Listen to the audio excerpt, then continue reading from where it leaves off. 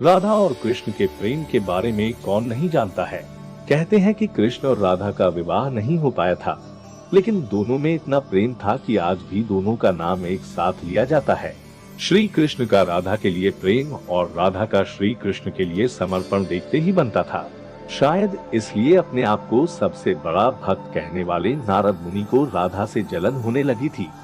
यह बात श्री कृष्ण अच्छी तरह से जानते थे। एक दिन राधा के बारे में बात करने के लिए नारद मुनि श्री कृष्ण के पास आए। यह बात श्री कृष्ण को पता चल गई थी।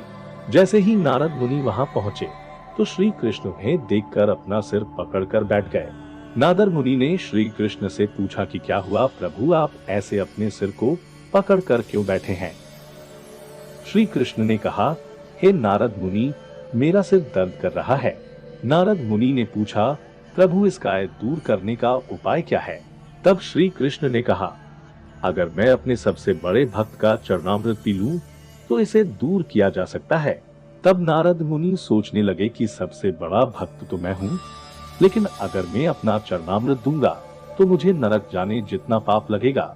मैं प्रभु को अपना चरणामृत नहीं दे सकता। कुछ देर सोचने के बाद उनके मन में राधा का विचार आया और वे सोचने लगे कि लोग राधा को भी तो श्री कृष्ण का सबसे बड़ा भक्त मानते हैं, इसलिए क्यों न उनके पास जाकर पूछा जाए। ऐसा सोचकर वह राधा के पास गए और उन्हें सारी बात बता दी।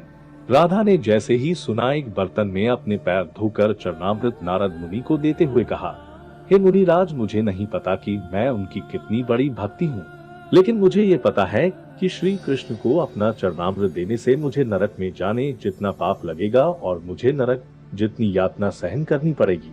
मुनिवर, वह सब मैं सहन कर सकती हूँ, लेकिन अपने स्वामी को पीड़ा में नहीं देख सकती। यह चरणामृत ले जाकर आप उन्हें दे दें। राधा की बात सुनकर नारद मुनि का सारा घमंड चूर चूर हो गया और उनको पता चल गया कि राधा ही सबसे बड़ी भक्त है और श्री कृष्ण ने यह लीला मुझे समझाने के लिए ही रची थी। जब नारद मुनि राधा के पास से वापस आ रहे थे तो उनके मुख से केवल राधा के नाम की ही धुन सुनाई दे रही थी। जब वे श्री कृष्ण के पास पहुंचे तो देखा कि श्री कृष्ण उनको देखकर केवल मुस्कुराए जा रहे हैं और नारद मुनि ने भी सारी बात को समझकर उन्हें प्रणाम करते हुए कहा, राधे राधे।